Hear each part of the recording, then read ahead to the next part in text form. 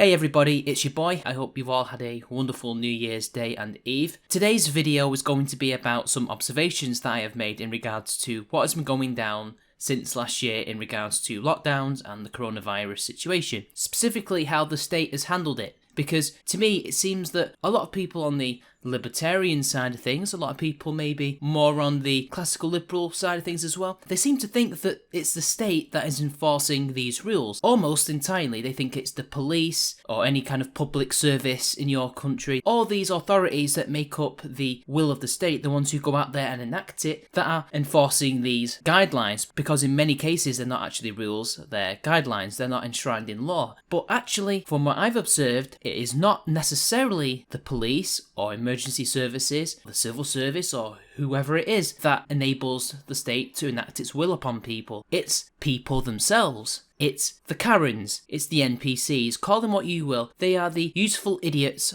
of the state, the people who make others conform. The state, I think, was taken aback by this. I don't think the elites that run countries expected anywhere near the level of snitching, of conformism, of trying to police other people from the actual people themselves, from the sheeple, as the atheists used to call them. And rather than just use excessive police force, which they have done anyway throughout the lockdown, why not just save them for special cases and just let the people do it? Because you've all seen, especially in Britain, the scenes of people clapping for the NHS and people trying to force others to do so, not just in real life, but also on Twitter, trying to socially shame people. If you do not conform, if you do not show your love for this institution, you're not a good person, you're evil. Do you want people to die? I don't think the state anticipated that at all. You've all seen it. The Karens out there saying you're not wearing your mask, you're not doing this, not doing that. And you've also seen people online saying wear your mask, do this, do that. We all know roughly how to combat law enforcement and things like that in peaceful ways and non-peaceful ways if you have to do so in your countries. But how do you deal with these people, the ones who are the state's lackeys, who really,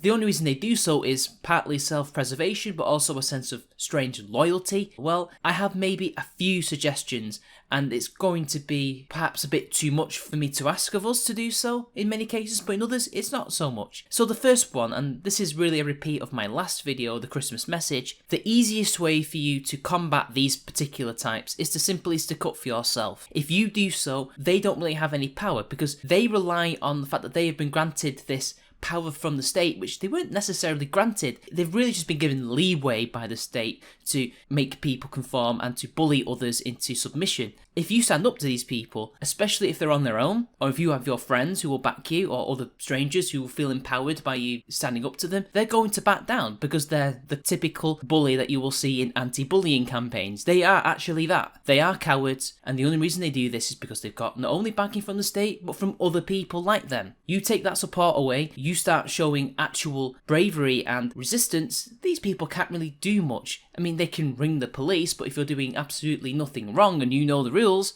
then they're going to have egg on their faces, aren't they? So just stick up for yourself. Even if it's just you doing it, if other people see you, they will be empowered by that if you're lucky, because they will think, well, hang on, he's sticking up for himself. This is obviously wrong what these people are doing to him. If he can do it, I can do it too. The second one is to obviously change people's minds, which is a lot more of a long-term process. But trust me, with what's been going on recently, I think things are slowly changing, although these people are still largely in the majority and are still more likely than not to back the state. So just slowly change their minds. You're not going to get the most craziest ones through this diplomatic process. That requires more stringent options, but we'll get into that. But the nicer ones, the ones who are more agreeable, you can talk to them and they'll probably be like, yeah, you know what, you're right. All this stuff, it's getting really ridiculous. Why the hell am I doing this? Why did I do that? I feel so ashamed. Remember, with changing minds, it's small, steady battles. It's death by 1,000 cuts, one person at a time, and then they will ask and talk to other people about this, and it'll be another couple of people. Another one, and this is going into the more difficult side of things, is to essentially change the government, or to change their minds, which is obviously almost impossible, but it's not impossible. Once those peoples have had their minds changed, if the situation changes, their incentives change, then from the hierarchy of power, it will descend down to the Karens and the NPCs, and they will change their tune, thus ending this craziness, and hopefully even the bullying and the coercion. Now that's going to take a long time. That's probably also not going to work because politicians are stubborn and don't want to admit that they're wrong. But you never know, with some mind games and some incentive changing. But don't worry, we don't have months or years anyway because the virus can't last that long. I think we do stand a reasonable chance compared to other years to change politicians' minds, and some of them are beginning to stand up and be counted for anyway. Another way of perhaps combating these people in the real world is to band together in groups and networks and do civil disobedience. Now this can also work against the state, but it can also work against the Karens and the NPCs, because if loads of people are doing it and there's so many of you, they can't arrest you all and they can't snitch on you all. So that would mean doing civil disobedience in public places, especially where there's mandates of such kind and things like that. If enough of you do it, they can't get rid of you all, they can't arrest all of you, and it's going to make them look stupid. Alinsky recommended this in his book, Gandhi did this, Martin Luther King did this. This is like a typical protest that has been proven for many, many centuries. It just works. Now, I don't know if it's ever been tried on actual people as opposed to states, except for maybe businesses, but used to actually change people's behaviour towards others.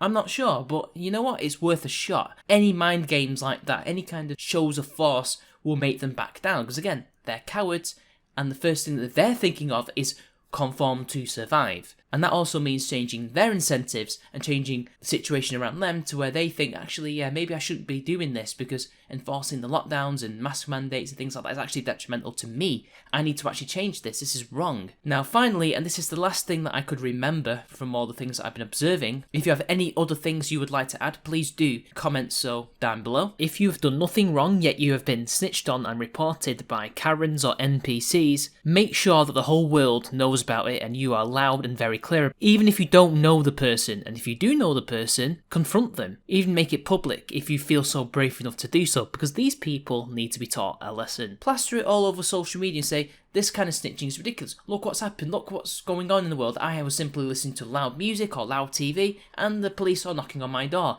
This actually happened to a family member of mine. Tell them if you have a problem, go and knock on the door and tell the people if they don't stop this, you'll ring the police rather than just ringing the police and hoping for the best.